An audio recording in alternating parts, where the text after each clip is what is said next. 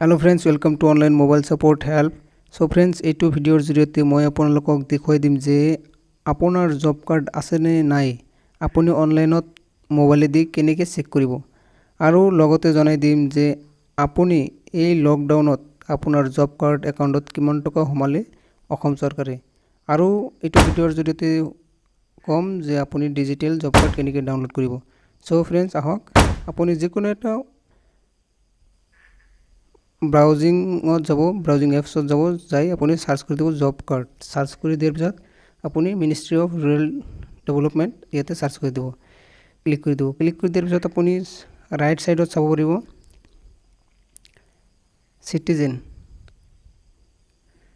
Citizen ইয়াতে click কৰি দিব। তো নেক্সট আপুনি ৰাইট সাইডত আপুনি চাব পাৰিব, মই জুম কৰি দেখুৱাইছোঁ, ইয়াতে চাব পাৰিব জব কাৰ্ড, ইয়াতে ক্লিক কৰি দিব। এতিয়া আপোনাৰ যেটো ৰাজ্য হয় আপুনি সিলেক্ট কৰি ল'ব, আসামটো সিলেক্ট কৰি ল'লো মই। তো এতিয়া এইখিনি আপোনাৰ ফিল আপ কৰিব লাগিব। আপোনাৰ ফাইনেন্সিয়েল ইয়াৰ আপুনি 19-20 দি দিব। তাৰপিছত আপোনাৰ ডিস্ট্ৰিক্টটো দিব, জিলাটো যিটো জিলা হয় আপোনাৰ সেইটো দি দিব। তাৰপিছত ইয়াতে আপোনাৰ ব্লকটো দিব, যিটো ব্লক হয় আপোনাৰ অৰ্থাৎ সমষ্টি।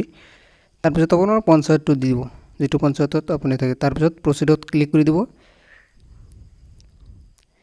ইয়াতে আপোনাৰ পঞ্চায়তৰ যিমান জব কাৰ্ড আছে সকলো আহি গৈছে। এতিয়া আপোনাৰ নামটো ইয়াৰ পৰা বিচাৰিবলৈ গ'লে বহুত সময় লাগিব। সো অতি সহজে আপোনাৰ নামটো বিচাৰি উলিয়াবৰ বাবে আপুনি ওপৰত ইয়াতে 3 ডট আছে, 3 ডটত ক্লিক কৰিব। ক্লিক কৰাৰ পিছত আপুনি স্ক্ৰল ডাউন কৰিব। এতিয়া চাব পাৰিছে ফাইণ্ড ইন পেজ, ইয়াতে ক্লিক কৰি দিব। ক্লিক কৰি দিয়াৰ পিছত আপোনাৰ নামটো ইয়াতে সাৰ্চ কৰি দিব।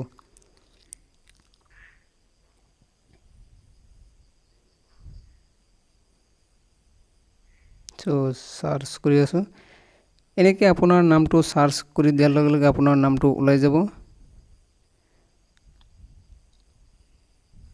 এতিয়া আপোনাৰ যেটো জব কাৰ্ড আইডি হয়, যেটো ব্লু কালাৰৰ আছে, তাতে ক্লিক কৰি দিব।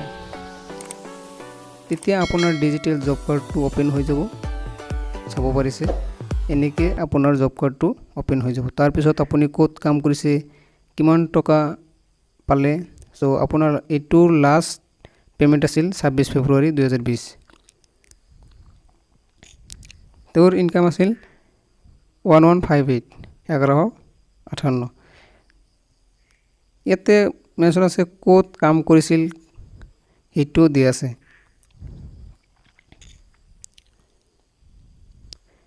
সো এনেকৈ চাব পাৰিব। কিন্তু মই অসম চৰকাৰে এই লকডাউনত পইচা দিয়া বুলি মই এতিয়ালৈকে কোনো জব কাৰ্ডতে পোৱা নাই। যদি আপোনালোকৰ জব কাৰ্ডত অসম চৰকাৰে এই লকডাউনত পইচা সোমাই দিছে, তেতিয়াহ'লে কমেণ্ট বক্সত কমেণ্ট কৰিব। এতিয়া মই আপোনালোকক দেখুৱাম যে আপোনালোকে কেনেকৈ ডাউনলোড কৰিব আপোনাৰ ডিজিটেল কাৰ্ডটো। ডিজিটেল কাৰ্ডটো ডাউনলোড কৰাৰ বাবে আপোনাৰ এইটো ডিজিটেল কাৰ্ড, এইটো কাৰ্ড আপুনি কেনেকৈ ডাউনলোড কৰিব। সো 3 ডটত যাব। 3 ডটত যোৱাৰ পিছত আপুনি ইয়াতে শ্বেয়াৰ অপশ্যন আছে, শ্বেয়াৰত ক্লিক কৰি দিব। শ্বেয়াৰত ক্লিক কৰি দিয়াৰ পিছত আপুনি সাইড কৰাৰ পিছত আপুনি প্ৰিণ্টিং তাতে ক্লিক কৰি দিয়াৰ পিছত আপোনাৰ এনেকুৱা আহিব। তাৰপিছত আপুনি ওপৰত দেখা পাইছে ইয়াতে ক্লিক কৰি দিব।